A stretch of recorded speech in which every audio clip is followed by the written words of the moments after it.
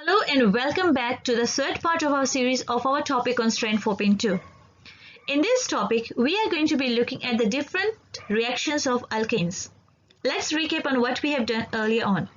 In the earlier session, we studied the different types of hydrocarbons and how we can identify one from the other by looking at the different functional group.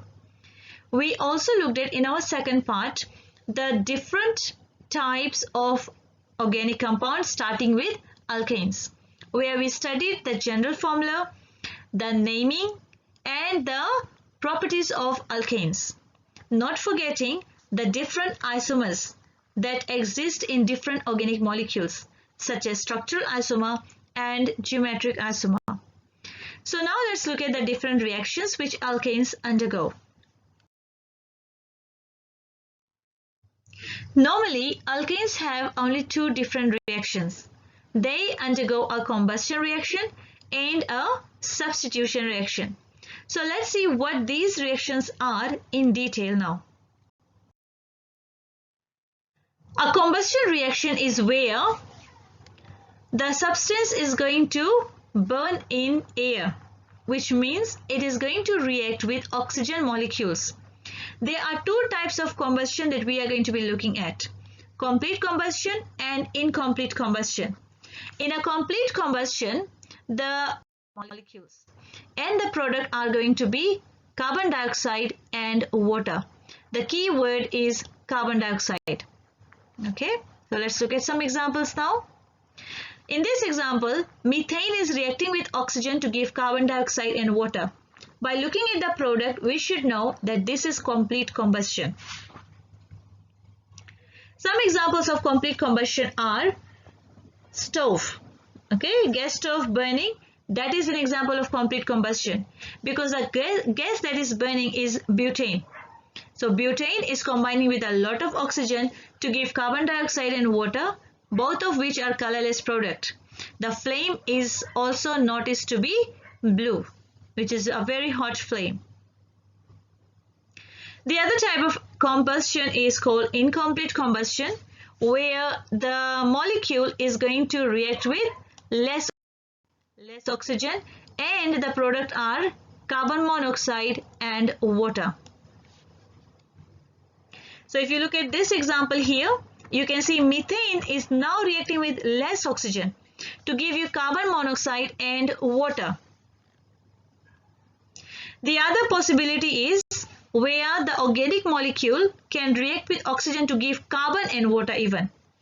So in complete combustion, there are 2 moles of oxygen used. In incomplete combustion, there are 1.5 moles here, and that's 1 mole of oxygen here. Okay, that's 1 mole of oxygen here. So both 1.5 and 1 moles are less than 2 moles. So that is the reason why the products are carbon monoxide, water, and carbon and water. Some of the places where this incomplete combustion takes place is candle burning. Candle wax is alkane, a solid alkane. So when this alkane burns in air, you can see the flame is yellow. That is an indication of incomplete combustion, where the product given is carbon and water. If you put a pen or a spoon on top of the candle flame, the spoon is going to get a black coating. That should tell you that carbon is a product. Open fire burning. Open fire is an example of incomplete combustion, where the fuel, which is alkane, fuel here can be kerosene, is burning in less oxygen to produce carbon and water. So if you put a shiny pot on top of this fire, that pot is going to get a black coating. That black coating is carbon.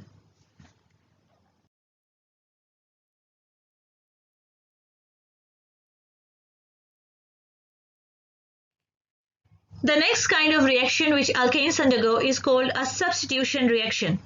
The word itself must tell you that substitution means to replace. So here, one hydrogen atom, so I'm emphasizing hydrogen atom, is substituted with a halogen. A means one halogen. And this reaction requires sunlight as a catalyst. So let's look at an example here now. That's methane reacting with a halogen. Okay, So the first thing that is going to happen is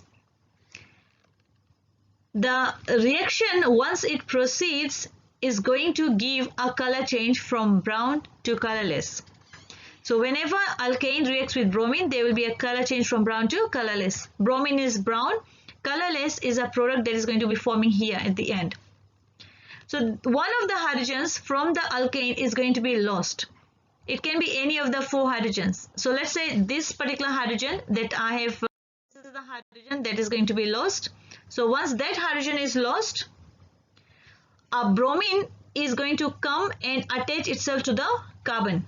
So the bond between the bromine is going to break. So one of the bromine is going to come and attach to the carbon. And when that happens, this is what we have. Notice the hydrogen that is here, here and even here, they are unchanged. They have not been affected. So we are not going to do any changes to them. So this is what happens. The carbon remains as it is. The 3 hydrogens remain as they are. The only difference is, in place of the hydrogen that has been removed, we will get a bromine. Okay, so here you can see a substitution has taken place. Hydrogen has been substituted by a bromine. So what will happen to the hydrogen that was lost? That hydrogen is now, that is bromine that has been lost or it has been left out, is going to combine with the hydrogen to give you hydrogen bromide. So in a substitution reaction of an alkane, we will have 2 products. One will be an organic product. So this is the organic product and this is an inorganic product. Now let's look at the name of the organic product. First thing, so in this case our parent chain, which is carbon, is 1. Our parent chain must have carbon atoms. So we have a 1 carbon parent chain. 1 carbon, because there is a halogen which is Br attached to this methane, that Br will become your branch. So this Br will become bromo. Okay, position, there is only 1 carbon, so position is 1. You don't actually have to write 1. If you put them together, it is known as bromomethane. Okay, so that is how you are going to name your organic compound. Bromomethane is not an alkane, because an alkane is only made of carbon and hydrogen and single bond. Bromomethane has carbon, hydrogen and a halogen. So it is called an alkyl halide. Okay, so this is an example of a different kind of organic compound which we are going to be looking at in next year's work. That's alkyl halide. Okay. So there we have it now. You can write this equation in a condensed structural formula. This is an expanded structural formula. If I have to write it in a condensed structural formula, this is how I'm going to write it. CH4 plus Br2 giving you CH3Br plus HBr.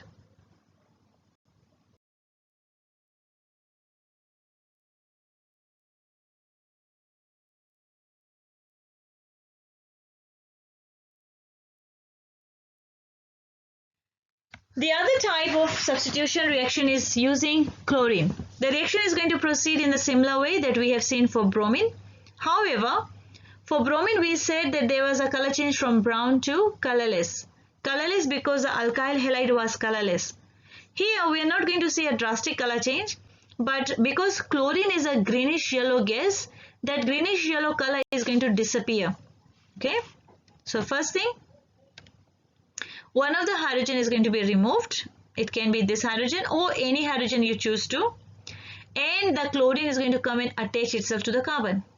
So now what are we left with? We are left with the hydrogen. Nothing has happened to the hydrogen. But in place of this hydrogen, we are going to put a chlorine. And the hydrogen that was lost and the chlorine that was left is going to combine together to give you HCl. Name of the compound? Chloromethane. Just like we named bromomethane, this is chloromethane. And the inorganic compound is hydrogen chloride. Okay.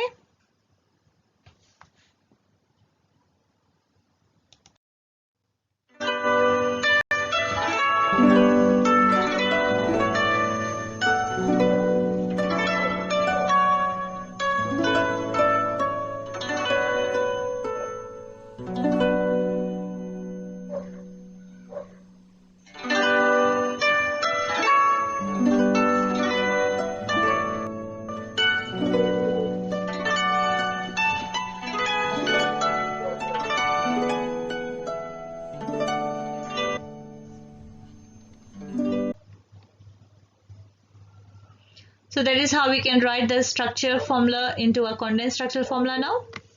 Okay, so I hope you have learned how a substitution reaction takes place.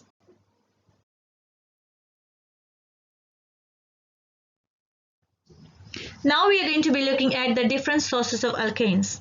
Here we are going to be looking at how alkanes can be derived or how we can obtain the alkanes from different sources.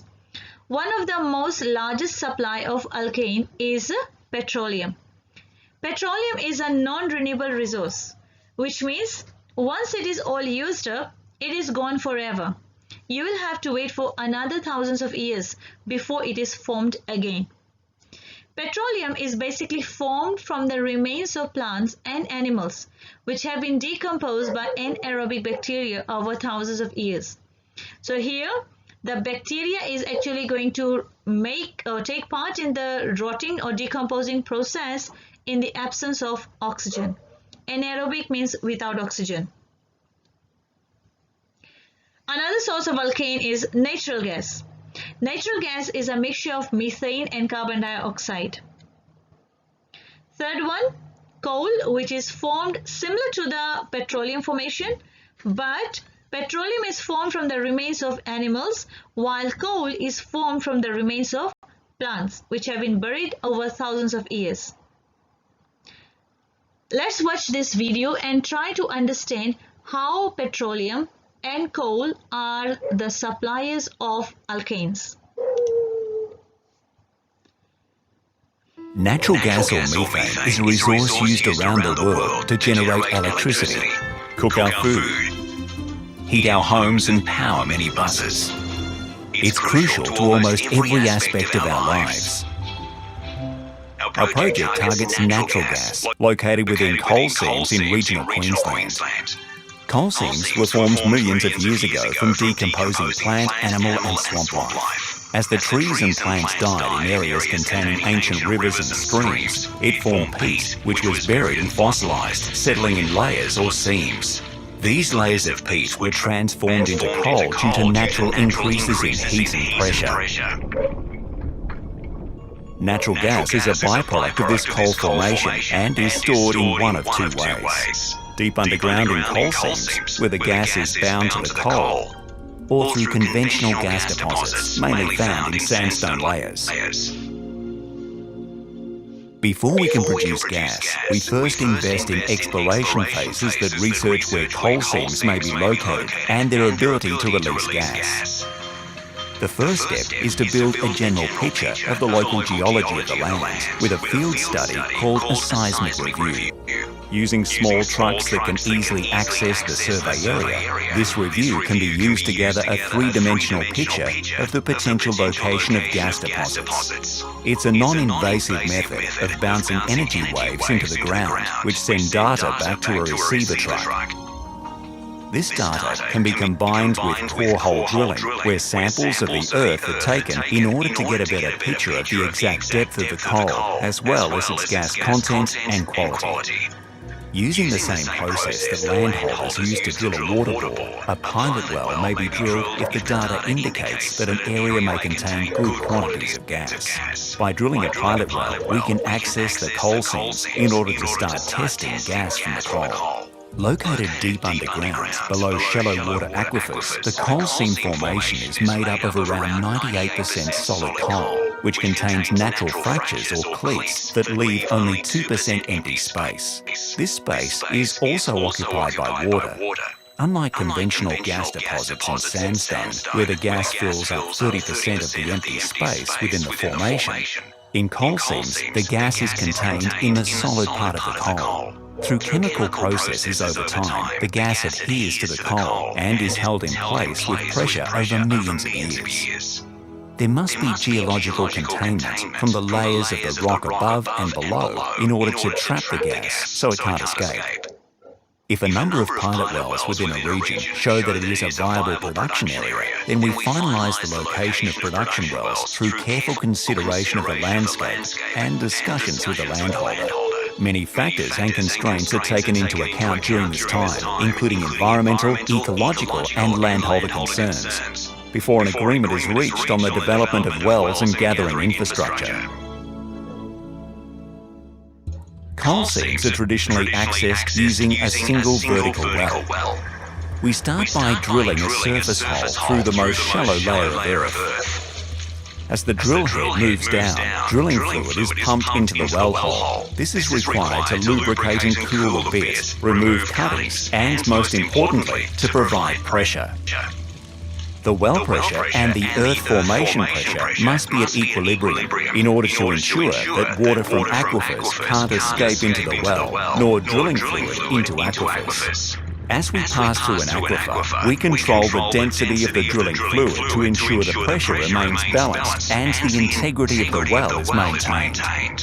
As we drill deeper, we encounter different levels of pressure, so we need to isolate certain layers to continue to ensure total well integrity. To achieve this, a surface casing is initially inserted. Cement is then pushed through the casing using specialist plugs that allow the cement to flow out through an opening at the bottom before setting in place to provide a sealed wall of steel casing and cement sheath between the earth and the well hole. This isolates the surrounding environment, including any intersected aquifers. This process is repeated until we reach the layer above the coal seam, where the final casing is cemented in place. We then drill into the coal formation without the need for casing. Once sufficient water has been removed from the coal seam to reduce pressure, gas will begin to flow from the seam while the coal resources remain in place. Over time, the water rate will decrease as the pressure in the coal seam lowers. Various techniques have been developed to enhance the amounts of gas that are released from the coal. One option is fracture stimulation, where fracturing fluid is pumped into the well at high pressure in order to enhance naturally occurring fractures within the coal, as well as producing more. The fluid transports sand into narrow fractures, propping them open and allowing the gas to flow into the well more easily. The fluid is 98.5% water and sand, with a small amount of additives such as guar gum, borax and citric acid, which are found in everyday household products. Not all coal seams require fracture stimulation, and the most favoured position is that the coal seams flow gas efficiently without the need to add this process.